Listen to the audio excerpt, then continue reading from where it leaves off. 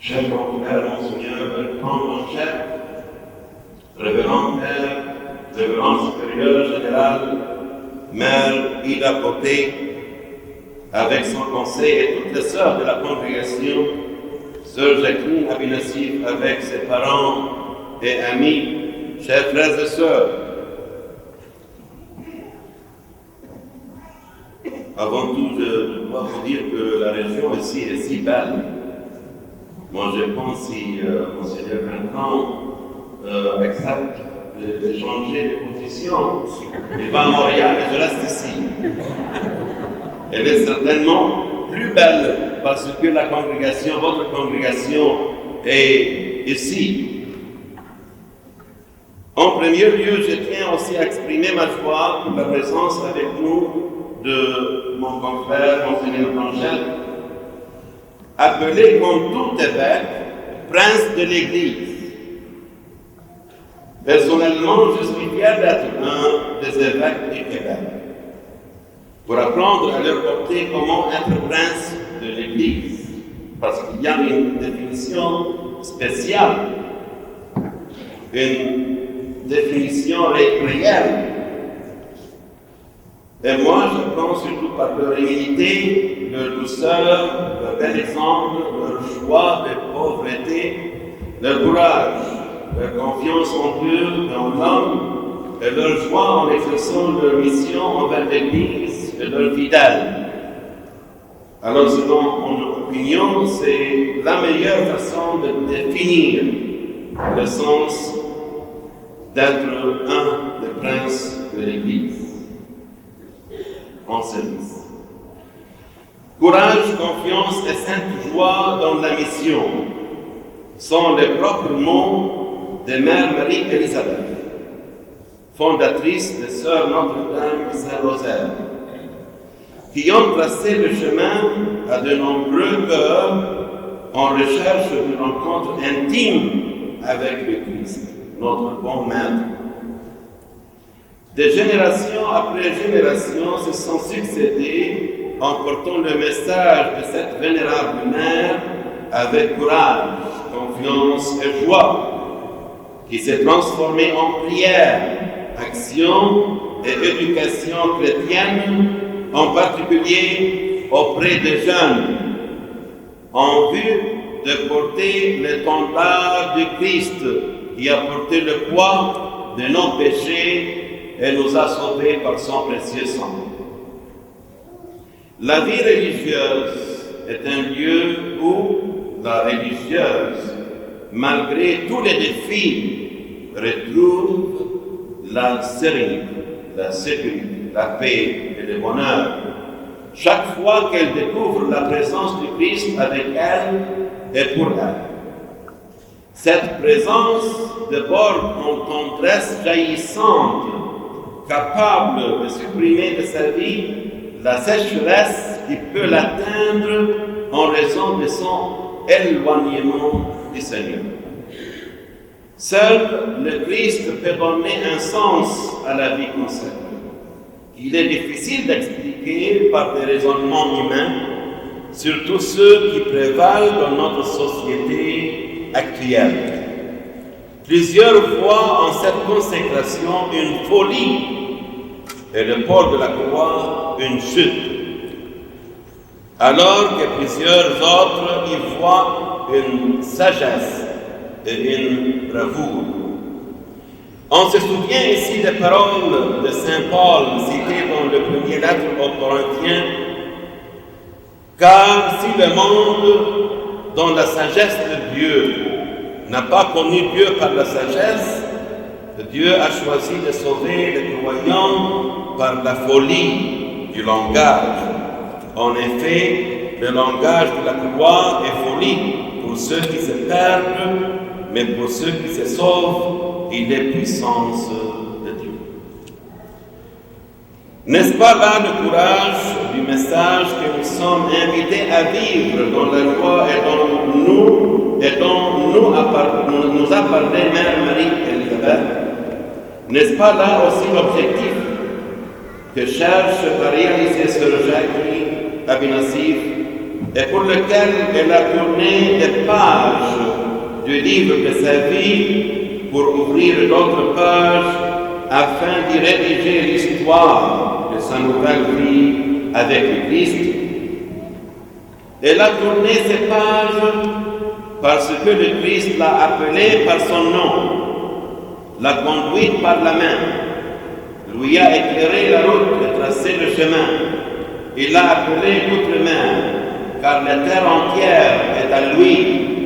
Elle est même l'escabeau de ses pieds. Dans sa patrie, dans son pays, nous vivons là où ni frontières, ni murs ne séparent les fidèles.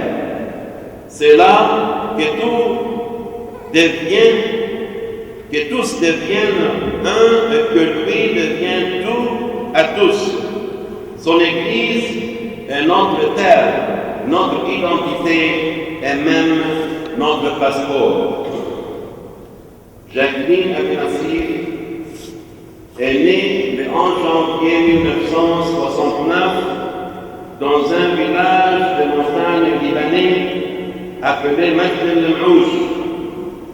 Son père Toufi Abinassir et sa mère Philomène Abinassir l'ont accueilli comme un cadeau de Dieu. Ils lui ont donné avec les autres enfants une éducation chrétienne profonde qui les caractérisait. Mais le Père les a quittés prématurément au ciel, laissant à son épouse Philomène le soin de ses enfants. Elle est devenue pour eux non seulement la mère, mais aussi le père, la nourricière, l'éducatrice, le guide et l'ami.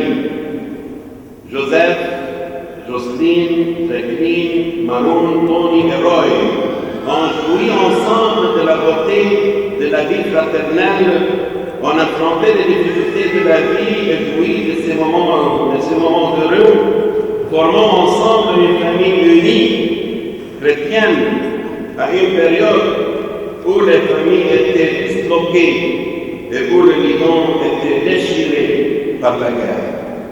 C'est ainsi qu'un chrétien marche à contre-courant, grâce à la foi et au don de Dieu, qui est force pour les faibles et guérison pour les malades.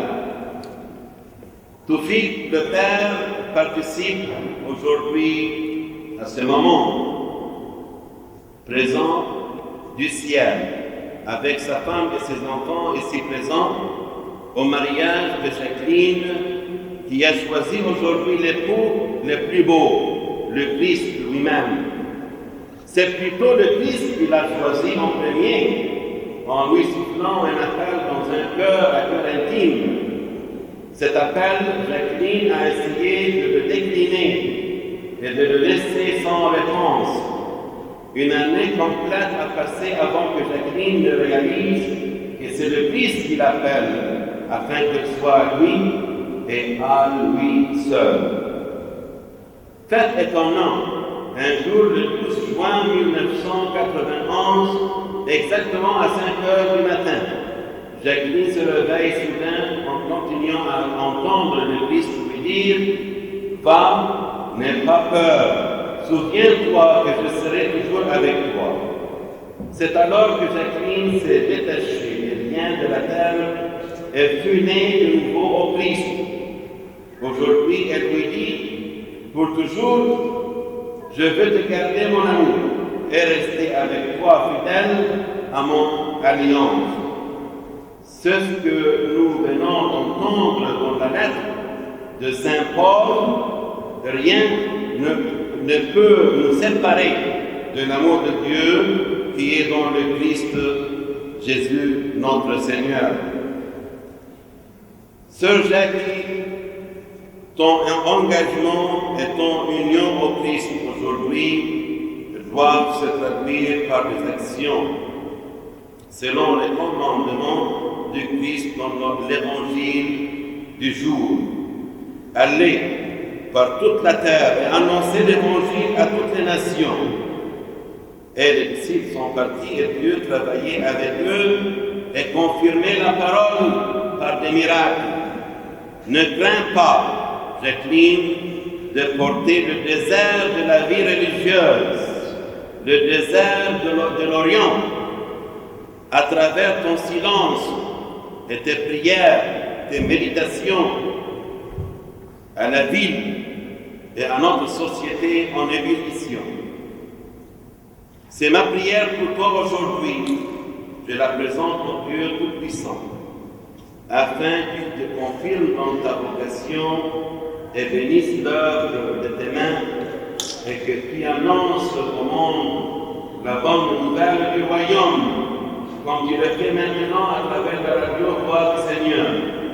Souviens-toi toujours que le Christ travaille avec toi et à travers toi, et confirme par le miracle ton annonce de l'Évangile.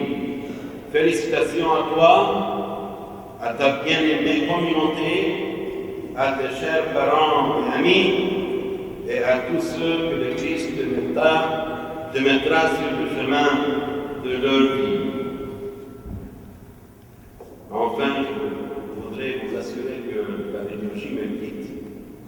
Sans une profession religieuse sera un peu plus courte. Mais aujourd'hui, elle va un peu être lente, parce qu'il y a beaucoup de chants et de la profession, mais nous sommes quand même joyeux et joyeuses que le Christ est avec nous.